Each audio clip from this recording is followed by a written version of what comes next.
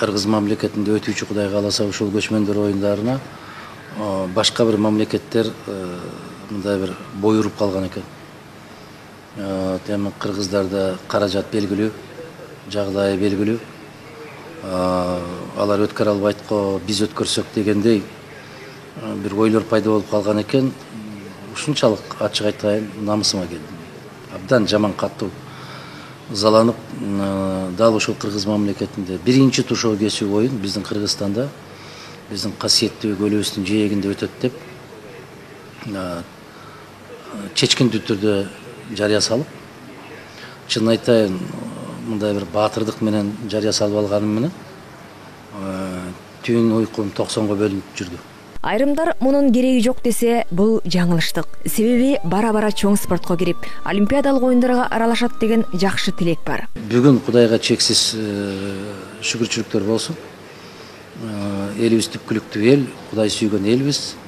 Бүгүн көч түзөлүп, жана мен айткан бир 90% жумуш чечилип калды. Андыктан эң алгачкы тушоо кези биздин куттуу жерде өтөрү дагы бир тарыхый окуя болорун белгилей кетүү абзел.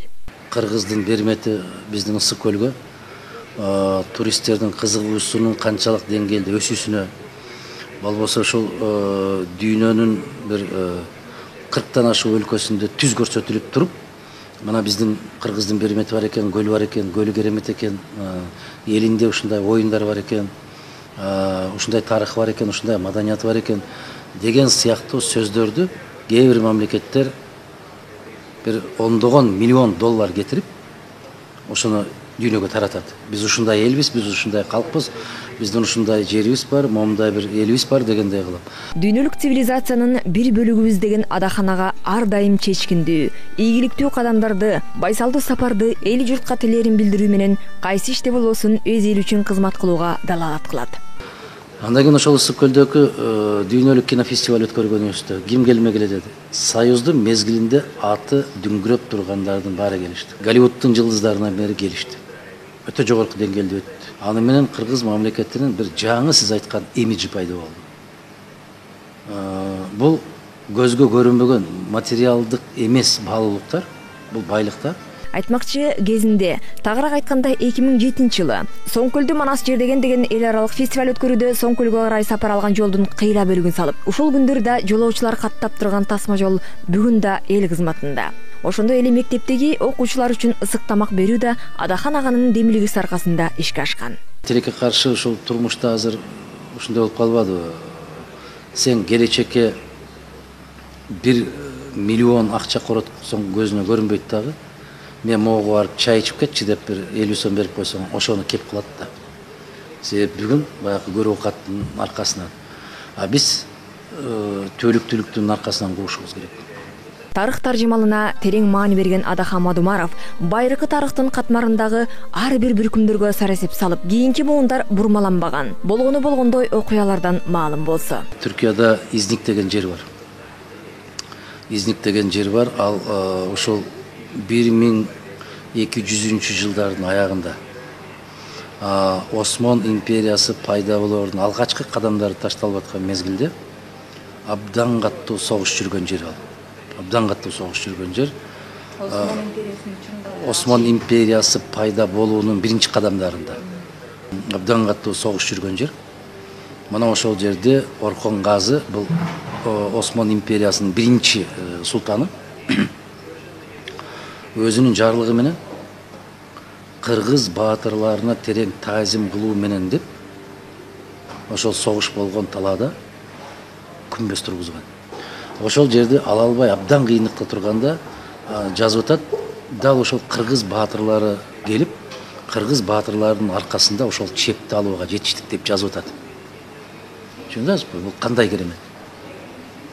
Ошол баатыр кыргыз элине таазим кылуу менен деп султандын биринчи буйругу чыгып, ошол жерде күмбөз курулуп атат.